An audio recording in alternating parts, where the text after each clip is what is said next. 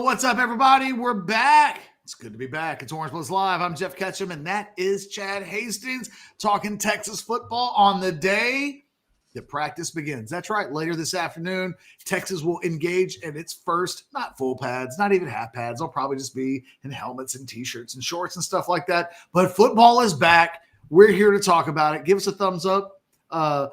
Like the channel, subscribe to the channel, chat in the channel, do all of those things. Jump into the Specs chat. As Bradley says, he loves Lamp. We love Texas football. Chad, this show brought to you real quick. Texas Card House, the guys over at Hijack Poker. I mentioned this yesterday. I did not play this morning. I played yesterday in the 9 o'clock tournament. Had a horrific bad beat. Still have a bad taste in my mouth. But you can play real cards, real money against real people on your phone, on your laptop. You got to be inside the state of Texas. But scan the download right now and get in the game with our guys over at Hijack Poker. They make this show possible, and we thank them. Chad, yesterday you were at the press conference thing with all of the assistant coaches. No Steve Sarkisian. It was Bizarro Day at the University of Texas. It really was. All the assistants, no Sark. For the rest of the year, all Sark, no assistant. I know when they do a version of that the next day is the first day of practice. You and I kind of had the same major takeaway going into practice number one, where the theme is always, okay, guys, go out, practice hard, sweat a lot, be tight, be on point, don't get hurt. And it's interesting that coming out of a day where all of the assistant coaches kind of had a chance to say anything, something that might be newsworthy, I feel like you and I came away focused on kind of the same thing. Yeah, I think two changes on the defensive side is what stood out to me. One of them we already knew about, and the other one we really didn't know, I guess, just how far they're going with this move. So Pete Kwiatkowski was asked about Trey Moore yesterday and his move from an edge position to more of an inside linebacker. And he goes through the reasons for that. And it felt very much like, okay, good question. He's got to explain this. And then it moves on. He never really talked about Brad Spence.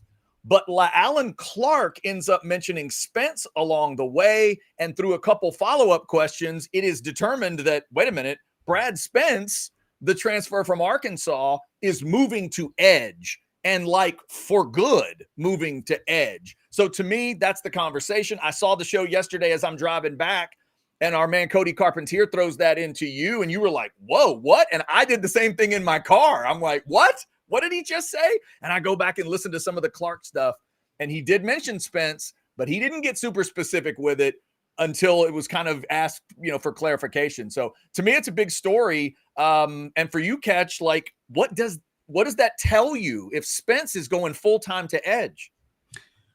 Well, the thing about Spence coming from Arkansas is the number that stands out about him as a player is that last year at Arkansas, he had 5.5 sacks. That's not that. There have been years where that would lead the Longhorns, sadly, by a lot. I think there was even a year under Steve Sarkisian where 5.5 would have led the team by about 3.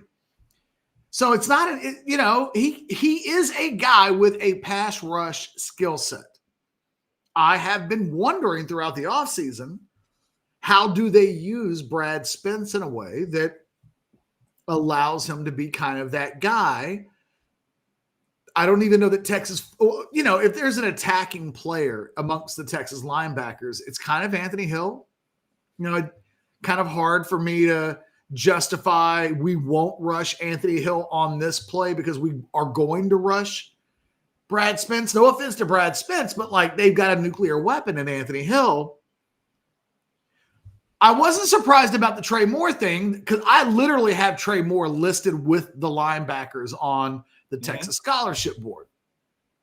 I had Brad Spence with the linebackers, and I will fully admit I've looked at the linebackers and I've thought, I don't fully know how all of this works. How do you get Trey Moore, Leon Lafau, Anthony Hill, Ty Anthony Smith, and Brad Spence all on the field? This is not a team that plays a lot of 4-3. They're in nickel a lot. You're playing 2. Anthony Hill's always going to be on the field. So how are you getting these guys on the field.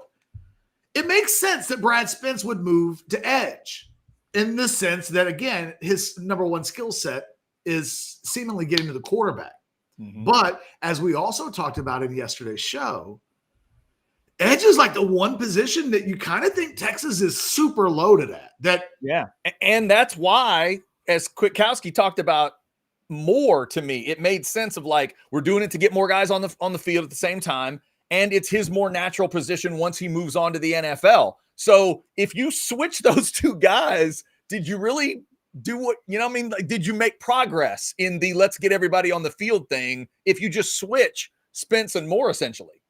Well, it might be that Brad Spence was not going to play at Texas this year without this move. And it may be that Trey Moore was not going to play enough if he did stay there. And so that maybe the answer is Trey Moore is too good to be just behind Colin Simmons.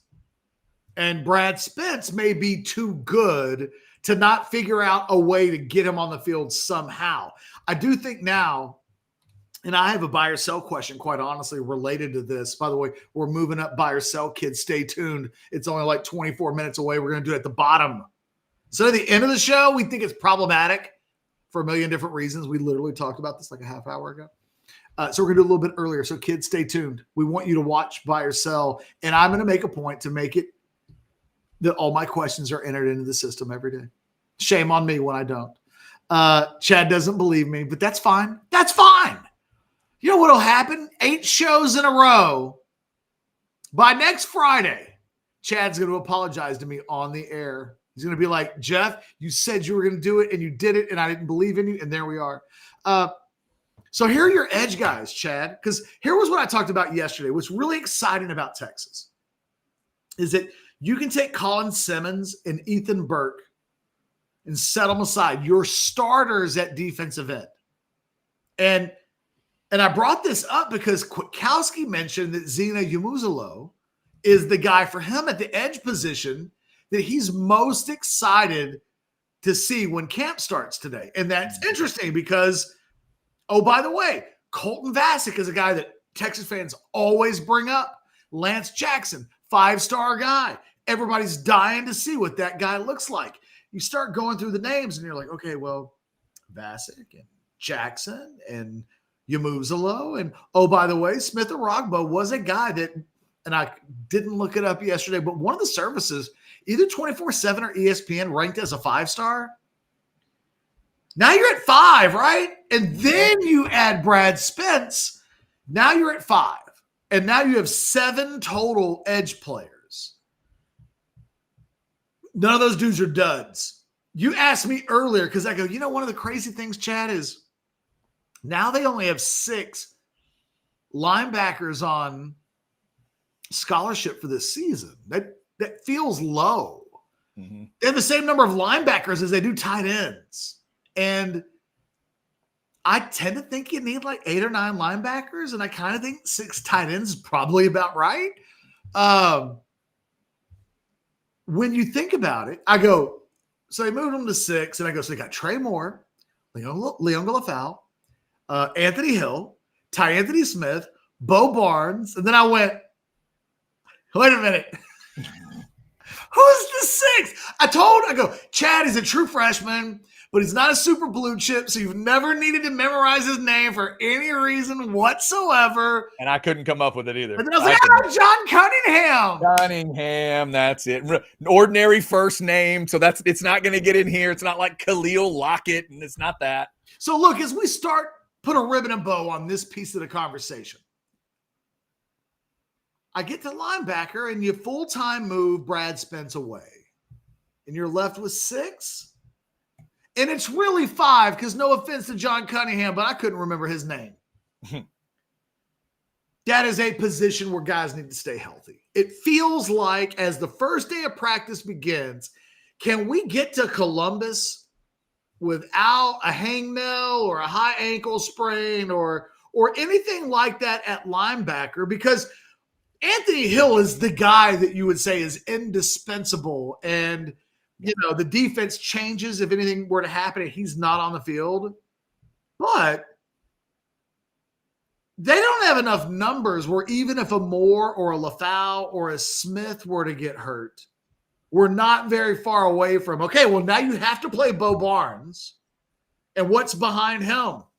Another true freshman and then walk-ons. And then you're like, well, are you going to move Jonah Williams? You start like, if there's an injury or two at that position, maybe almost more so than any other position on the field outside of quarterback, right? If there were a couple of injuries at quarterback, but you could lose a couple of guys at wide receiver and I think talk yourself into, you got all the freshmen, you're okay. And, they're just as deep at running back as they are at linebacker. And yet we don't even think that running back is an issue from a numbers standpoint. But we also know that it only takes a couple to be gone. Running back may be the best example of this last year where they lost Baxter and then there was another injury. And then suddenly it's like, well, we got to get Velton Gardner in here. And it's right. Because it was Baxter and one of the young cats, right? One of the young cats got hurt last year. Christian Clark. It was Clark, right? Yeah. And so, you're back. You've got 6 again, and you think that's a good number. But running back, probably tied. I think any receiver or position, when you have as many offensive tackles as you do these other positions, it tells you about probably how much you think about offensive tackles. We've got to have 5, but that's almost as many as the other position groups together. I think those are, for me, the obvious as this season begins. Knock on wood, those are the positions where, all things being equal, and really there aren't many college football teams in general that are really too deep everywhere. So you could do this anywhere, but those positions feel like stay healthy. Brad Spence out to the edge position, one of the big stories of that coordinator's day. First day of practice coming a little bit later today. Obviously, we're talking to you in the 12 o'clock hour on this beautiful Wednesday. We'll tell you about the practice show that we're going to do coming right up. Real quick, let me remind you about the Deep Eddy Vodka Tasting Room. Ooh, I'm making a plan to get out there in August before the season starts. Make your plans to have some of these great cocktails, have a great tasting, 9 flavors now, and make sure to have some of the Crimson Creek Smokehouse barbecue to go with it. Make sure you do it responsibly, of course. You're out in Dripping Springs. There's some winding roads out there. Make sure you get your DD or your ride share set up. Go have a great time. We're going to go celebrate a birthday out there at the Deep Eddy Vodka Tasting Room like we do each and every year for the last couple of years. Catch, by the way, from the guys at an edge position that'll wear a strange number, do you know what number Brad Spence wears? Man, I don't. 17. You're close. 14. I knew it was a team. Imagine Dan Fouts' number coming off the edge to go get a quarterback. So number 14 is Brad Spence as he goes out there. And I believe Trey Moore is 8 still in terms of him transitioning more towards the inside. So that was the biggest thing that stood out to me yesterday, Catch. I know you had a chance to kind of sift through everything on the show yesterday. Anything else top of mind for you other than what you're looking for in this first practice today? It's a really deep team. And I think the conversations that we're having are indicative of that.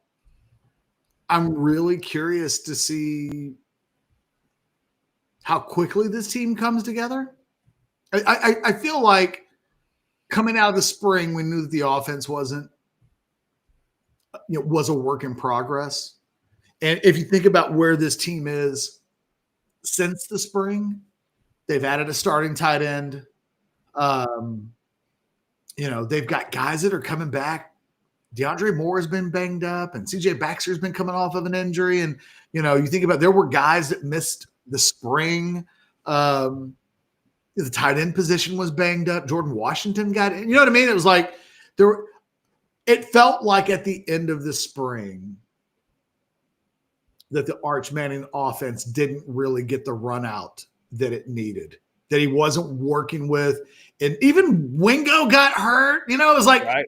It just in the spring did not feel like the Texas offense that we expect to go to Ohio State and put up numbers and win. That's the expectation in Austin and inside the state of Texas. Texas is a 3-point underdog in that game, according to the early Vegas line that I saw yesterday. Yeah, and And that's yet, probably fair. That's probably and yet about where it should be. I'm getting a lot of, will Texas win that game by double digits? Yeah, and you certainly feel the confidence in that room, Catch, from these coordinators, man. It feels like you're right there before practice. They feel like they're super talented. To your point, super deep. Right now, they're healthy, and I think each one of them said knock on wood as they discuss the players and, does everybody stay healthy? But, yeah, they're so confident over there. They do not think they're going to Columbus just to hang out. They're going to win the game. But there'll be dudes shaking hands on the field like, hey, I'm Jack Indries. Nice to meet you. There are Emmanuel Mosley. Nice to meet you. I'm in the wide receiver room now. I played at another conference last year. That's why you don't recognize my face. There are new faces on both sides of the ball in the kicking game that weren't there in the spring. When the first team offense runs up today in the huddle, Ryan Wingo will be a participant. DeAndre Moore will be a participant. Jack Indries will be a participant. CJ Baxter will be a participant. There just will be. Remember the scene in the Avengers when they all show up? It's literally the coolest the scene in the movie. Right. It's like, oh, the gang is here. That moment. And each one of them has their own moment where they all pop up and they all start kicking some butt. There's a little bit of that because in the spring, I can remember part of our conversation was man, this is, as much as it's being asked of Arch, it'd be nice if he was throwing some passes this spring to guys that you hope are catching them in the fall. Yeah. And, if you think about who Sark thinks is going to be in his key group of wide receivers. Well, Moore wasn't there and Wingo wasn't there. He name drops Niblett and so does Kyle Flood, but Niblett wasn't there for most of the spring. So I think as practice begins, how quickly can this offense, how long do we go or do we go at all? This is one of the best defenses in the country. It shouldn't be a shock if we do not hear that the passing offense isn't besting the pass defense and that the defense as a whole looks better. It should kind of be the thing that we expect. So when or if or how or what are the circumstances, does it happen in a scrimmage? Do we hear the offense look like a well-oiled machine? Columbus, Ohio, here we come. You didn't hear it in the spring. The reasons are obvious and plentiful, if we're being completely honest, but you'd like before August 31st rolls around to just there be a vibe that, you know what, wait till they get a look at this offense.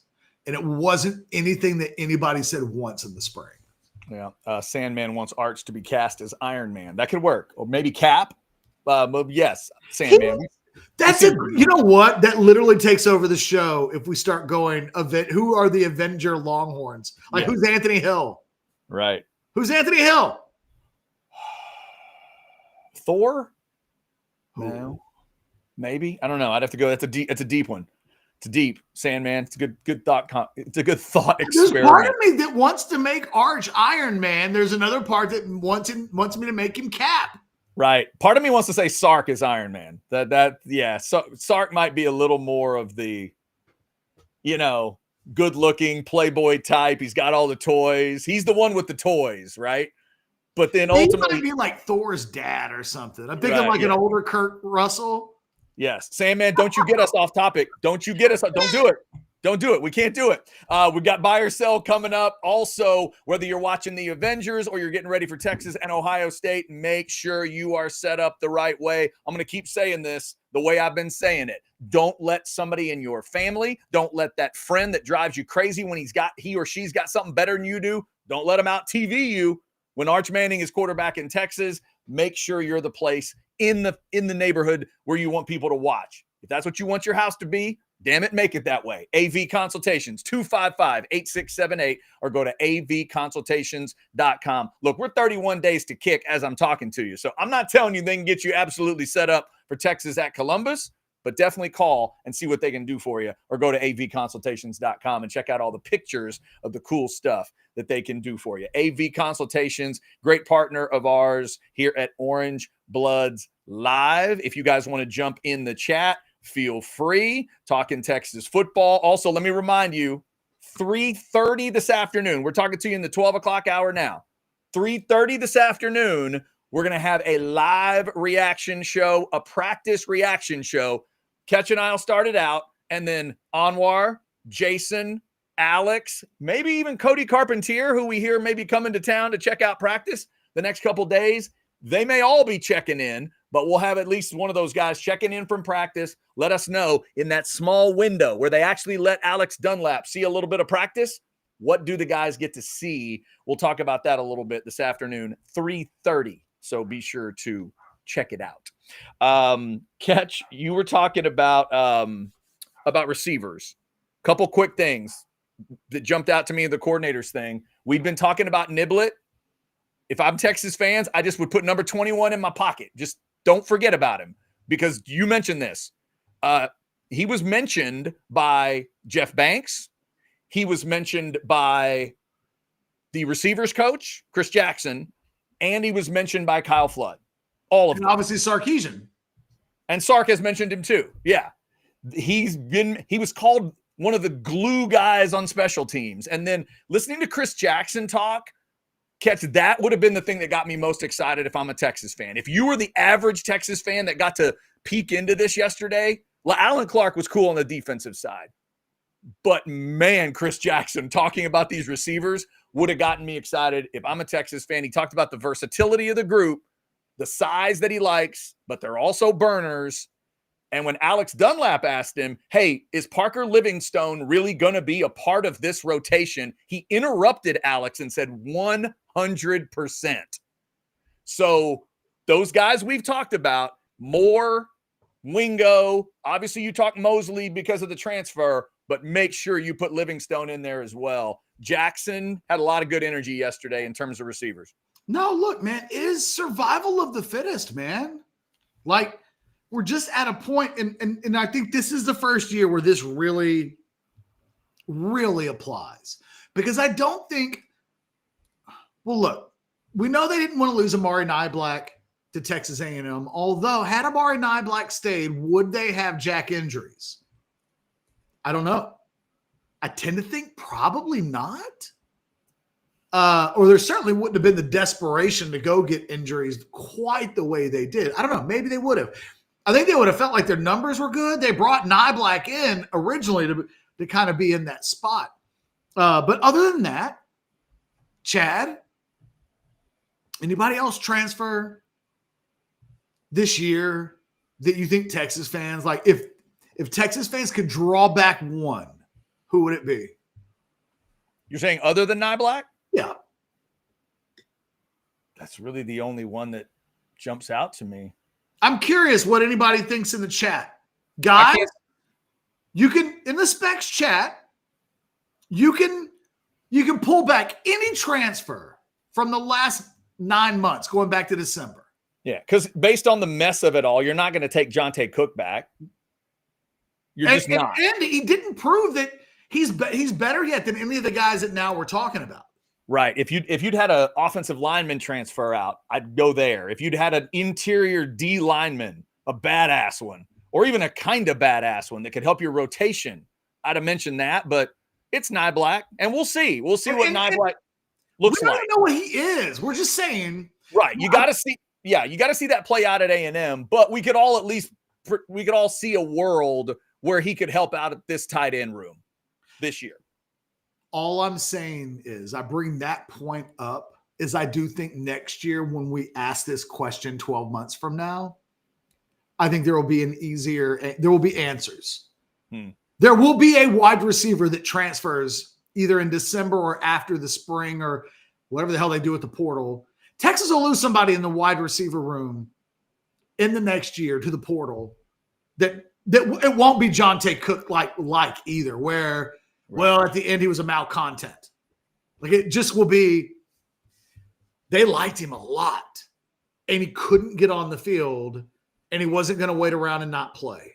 And I think what has been one of the central themes, we're talking about the edge position, right? Well, if you go back to that position, all they lose from this year's team is Ethan Burke So Wow. as much as we're talking about this year's team and how deep it is, next year, Vasek will return. Simmons, obviously, is the big dog. And by the way, he got the eye surgery. He got LASIK. Who? Colin Simmons? Yeah, wasn't it? Yeah, it was Simmons. Oh, that's all you need. Him seeing better. He can see now. Damn. I wrote him at 15 sacks guaranteed. But you've got Simmons, Vasek, Spence, Yamuzalo, Lance Jackson, Smith Arogbo, and you add Richard Wesley to that group next year. So there are just some positions where, like, look, man, somebody is not going to play. And we're going to see it at the wide receiver position. We're going to see it at the edge position. We're probably going to see it at the defensive tackle position. We're going to see it in the secondary. There will be guys that leave in the next 12 months, next 6 months, that Texas fans won't want to see leave, that I think will transfer and go other places and have good careers. The Texas program has now reached a point where they just have real depth. And in football in 2025, you don't get to keep the guys hostage with the threat of, well, if you sit out, you got to wait until 2 seasons to play.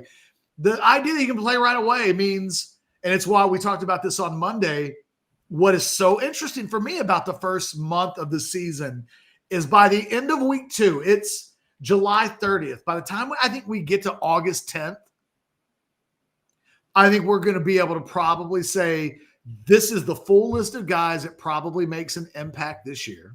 Here are all the young guys that just probably won't play much this year, the true freshmen.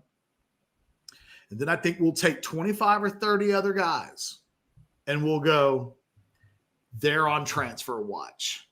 And some of the guys will be really, really young, so maybe they're less on transfer watch than others. But, you know, if you're a third-year offensive lineman, Andre Kojo, Jaden Chapman, think about Spencer Shannon or Will Randall at tight end, Connor Stroh at offensive guard. And if you're in your third year and you don't emerge from this training camp on the 2 deep or better, like the signs are flashing that either you better hurry up and graduate and get the hell on, or you need to get your ass in the portal because it's not happening. And I think that we used to look at, you know what college football really is now that we just haven't processed, Chad? I know we got buy or sell right around the corner, so I'll end my thought on this. There's an unofficial cut down day in college football now. And I think the coaches, I think we may see more oars on a depth chart than we've ever seen before on the second team. Because just like in the NFL, when we get to say it's like August 31st and you're like, okay, cut down date, who makes the squad? There will unofficially be a 2 deep, and there will unofficially be a group of true freshmen who aren't on it. And then there will be that group of guys that are neither of those things. And they're going to be like, rabble, rabble, murmur, murmur. They're not going to be happy. And that is the thing that the Texas coaching staff and every coaching staff in America during this NIL portal era will have to manage with real delicate touch. And I think, don't be surprised. What we should do, I need to come up with a list, and we need to do it right on this list. How many of these guys does Sarkisian just at some point in August make a point to say their name, right? It's like, yeah, Santana Wilson today had a good practice. And it's like, ding, you know what I mean? It's like, yep. Does he run through at some point every young guy on his roster? Because those guys will be feeling it like, man, this is my second year. I'm not on the 2 deep. Like, am I going to get my NIL money taken away?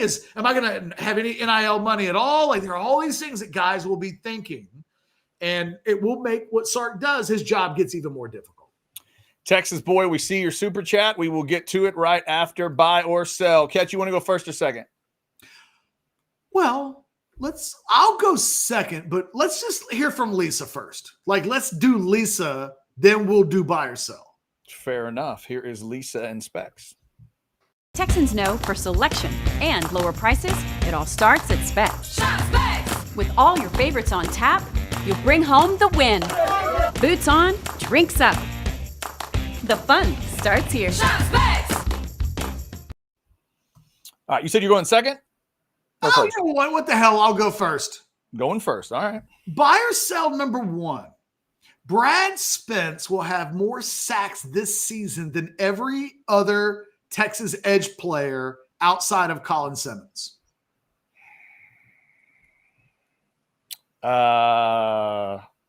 Sell Ethan Burke. Ooh, okay. Yeah. Buy or sell number two. I was on Prize Picks earlier today. They've got Arch Manning at 28.5 touchdown passes. I don't know what the hell TYD is. Excuse me. 28 and a half touchdown passes this season on Prize Picks in 12 games. You like Lamore? The 12 games. Yeah, I'll buy that. Like 30-32. Okay. Like that. I'm with you. I think it's a layup. I will be getting my action in on Arches. That's the number I like that they've got season-wise out right now that I like more than any other. Buy or sell number three. Stephen A. Smith says that he wouldn't buy a used car, not card. It's not a collectibles show. He wouldn't buy a used car from Stephen Jones. But you wouldn't buy a car from either of them. Either of them, the Joneses, or either of them, Stephen A. Smith and Stephen Jones? The Stevens. The Stevens. Okay. You wouldn't buy a used car from either of the Stevens. Yeah, that's definitely a buy. And I like Stephen A. Smith, but I wouldn't buy a car from him. No. I think I would. No. I think I would. I think because you have. First of all, if you're driving a used car, there's probably nothing special about it anyway. You buy a used car for a reason. To have that story, like randomly. No. There's something about this Acura that you don't know. Guess who I bought it from? If you'd said Stephen A. Smith. If you'd said new car, I would have sold it. I wouldn't buy a used car from Stephen A. Smith, but he could get me to buy a new car. Buy or sell number four.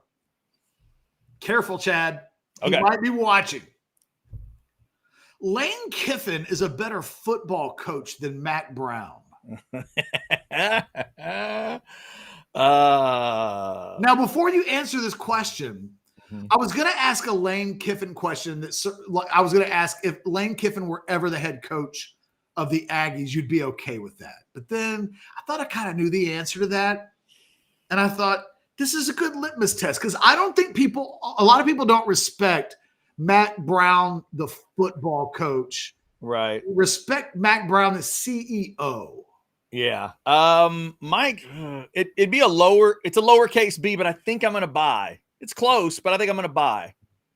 And you're just football coach. Yeah. Who's the one that's a better head coach? That's another discussion. Like you said, the CEO role, but I'll say Lane, just a little more, across time, a little more innovation, things like that. It's a slight buy for me. All right. And finally, buy or sell number five. I don't know if you saw the photo that hit social media yesterday, but we have confirmation. Do you know who Tom Cruise is dating? I do not. Anna de Armas. Oh, good grief. 37-year-old Anna de Armas is dating 63-year-old Tom Cruise. Knives out. I'm not judging. I'm just saying I'm more weirded out by the Scientology thing than I am the age thing. 63, 37. She's a grown woman. He's a grown man, right? But it's like, why would you date? Anyway, buy or sell number five. It's a Tom Cruise former girlfriend versus current girlfriend, hotter than in their primes. Oh, here we go. Anna de Armas. Hotter than Mimi Rogers. Oh, interesting. Okay. You went a different way than I thought you would go. That one for me would be. I was going to go Katie Holmes? No, they were going Nicole Kidman. Okay. I feel like the answer there would be obvious. I would. I think honestly, for me, I'm going to buy Anna de Armas in a lot of these battles. And this is also one of them. Yeah, I'm going to buy that. I think she's hotter than Mimi Rogers. In her prime? Yeah. Mimi in her prime? I do. Wow. I do. Okay. But I'm a sucker for exactly what Anna de Armas is. I did a Google search of Tom Cruise's ex-girlfriends. Yeah. He has a type. Right. But when you I love a good brunette battle, but when you throw in that little extra ingredient that Anna brings, Trust Pushes me, her over the top. I've never realized this about Tom. Tom has a type, and Nicole Kidman's the outlier. Yes, you're right. Because he was much more, he's always into the brunettes. He loves brunettes. Yep. Good All call. right. Those are my 5. All right, there you have it. All right, I will get some buy or sell catches way after I tell you about sinus and snoring specialists. One serious note here, and it's about taking care of yourself. If you check out The Outsiders this week, our man Bo Edge has got a listen to your body speech to give all the guys out there, but I'm giving it to everybody. Guys, girls, all of you. If something's going on, get it taken care of, just like I did with sinus and snoring specialists in 2017, and like my wife did just a couple years ago. She was snoring something fierce. Women hate to admit that. We all hate to admit it, but women really hate to admit it. Guys, if you are sleeping next to a buzzsaw, make her deal with that. My wife dealt with it. She sleeps better. She's feeling better. She's healthier. That's what it's about. 601-0303 or go to sinussnoringent.com. They can do all kinds of great stuff for you with ear, nose, and throat, sinuses. Get rid of your allergies for good. Feel clear, rested, and healthy with sinus and snoring specialists. All right. Let's see what we got here on my buy or sell. All right, Catch. It is first day of practice, so I had to throw it in there. Buy or sell number 1. The guy you want to see get off the bus in terms of weight room development is Gooseby. Ooh, interesting question. Sell. Okay. It's Brandon Baker. Ooh, Baker. Okay. All right. Your brain's you're really in the right spot. I was in the right room, wrong guy. The Okay. thing is, I feel like Gooseby, I don't worry about. Right. You know that. I'd love to see Brandon Baker show up today and everybody go, God damn. Yeah. Another guy I'm interested in, Catch, maybe it's not the most important. I want to see what this Jordan Washington looks like.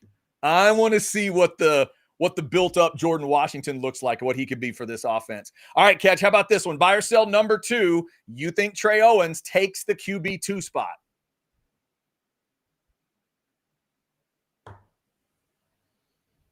Bye. Let's keep it positive on a Wednesday. Bye. Okay. Fair enough. But I think low-key KJ Lacey is the guy they think is number 2, but they want to redshirt him and they don't want to throw him to the Wolves. Right. Which is why they went and got the Matthew Caldwell kid, because they really want to protect KJ Lacey. But if anything were to happen early on that Arch, all that kind of stuff. But if anything did, I would think KJ Lacey might be the guy they'd go with. Interesting. All right, Catch, buy or sell number 3. The behind-the-scenes doc from WWE is out. 5 episodes available. You'll watch them all. Bob, if I could just start watching one, I think I'll watch them all. I don't have any TV shows that I'm watching right now. So I've been watching just a lot of stuff on YouTube before I go to bed. If you're telling me what's it on? It's on Netflix. Oh, okay. Yeah, no, I'll watch it for sure. Yep, I've watched 3 of the 5, and those other 2 will not survive the next couple days without me watching them. It's fantastic. Hunter actually got my letter, and I'm so excited. All right, Catch, buy or sell number 4, Jamie Presley, 48 years old today. When you saw her at the pool in Vegas, she was the hottest famous person you had seen in the flesh to that point. Buy or sell? But I think she's the hottest famous person I've ever seen, period, ever in the flesh. Including Shania Twain? Yes. Okay. Fair when enough. I saw Jamie Presley at the Palms pool in May, I think, of 2010. As she was stealing your cabana. As she was stealing my cabana. Which she deserved. In a 2-piece. Which she deserved. She was as sexy in person as any woman I've ever seen in my life. I could not believe how out of control hot she was. All right. Speaking of sexy women, because real quick, because I never looked at Jamie Presley like I thought she was the hottest woman on the face of the earth. It wasn't like I was a Jamie Presley guy, saw Jamie Presley, and then my confirmation bias was converted. I saw her and was like, holy crap, that's the most unbelievably attractive woman I've ever seen in my life. And now I've been in the fan club ever since. So I became a fan club member based on what I saw. and not what I convinced myself I was going to see. I think it's really important to stress that. Fair enough. All right. Speaking of good-looking women, Catch, another one's got a birthday today. Vivica A. Fox is 61, prime on prime. Vivica, hotter than Robin Givens. Oh man, Both of these primes are pretty prime now. You know, I'm gonna go by, and it's not fair. But I do like skinny women. And so if I picked Robin Givens, it feels like I would be leaning a little too hard into my skinny woman thing. Okay. And I can't help it. The Mike Tyson thing never leaves Robin Givens. Oh, that's interesting. Yeah. I have a rule about relationships. Mm-hmm. If in your relationships, the cops have ever had to come to your house, if the law ever has to show up at your house because of a domestic dispute of any kind. Hey, the cops showed up. We heard there was a disturbance. One of your neighbors heard yelling and shouting. My rule is you have to break up. The problem with Robin Givens is she's in one of the all-time you have to break up relationships that ever existed. And like you hate that cloud follows her around a little bit. But if you got into a relationship with Robin Givens and the police ever had to show up, you would have had signs that maybe a little bit like the Halle Berry thing. And I've been able to overlook it with Halle. Mm-hmm. Yeah. But, I don't know that I could with her, with Robin. I'm a little unsure about the stability factor there. All right, let's finish up with a super chat. $9.99 from Texas Boy. I heard Mac rave about Shaw after his knee cleaning, backed up by what was said about him yesterday. If he plays like a 5-star, this line is going to be nasty. Texas 31, Ohio State 17. Will Sark be forced to play 4 wide? Wow. Texas Boy, don't do that. What you need to hope with Travis Shaw is that he's good enough to be a legitimate rotation piece. Yeah. Because I don't think that's an absolute guarantee. And so let's see. Like, to me, Travis Shaw is a little bit of found money. If the light switch goes on, there is a Sunday player in that guy. But there wasn't a huge market for Travis Shaw in the portal. It's not, and he's not locked on, guaranteed to absolutely be a starter. So I don't know. Like, fingers crossed. I hope, man. Travis Shaw finding the light switch and flicking that bad boy on would be an amazingly positive development, but I wouldn't bet my house on it. Yeah. Also interesting that PK yesterday, when asked about the D tackle position, he did say Alex January's name first. He mentioned it first. Then later he said the transfers and Alex. So January was on his mind as he was answering the question to our conversation. I thought that was an interesting way of phrasing that, by the way. Yes. So we talked about Alex the other day. I think you, me, and a whole lot of people are ready to see, like, okay, is this Alex January really stepping up? It's kind of an interesting way to answer it. All right, that cleans off the super chats. I think we're ready to roll. Catch, you good? Yeah, just one final thought on practice today. We're doing another show in less than 3 hours. What's the theme? The day one theme when we do a show in 3 hours is what? Arch and the receivers. You think so? Day one practice, you're going to see Arch throw the ball a little bit. You're going to see receivers. Early practices for me are all about like receivers. But we're not going to get to see the whole practice, right? So we get to see a limited piece of practice. You'll get to right, but I'm assuming in that 15 minutes they're going to let Arch let some balls go. Just there are going to be a couple throws you'll get to see, and then it's also about the get off the bus part. This is day one's for me. Day one of practice is for guys like me that want to see, hey, what does Jordan Washington look like? What do those offensive linemen look like? And then like Justice Terry, there's an example of a guy. What does he look like? What does Justice Terry look like in not a full uniform, but like, hey, let's see let's see. So that's what it is for me. Quarterback, receivers, and then, what is the weight room done for him?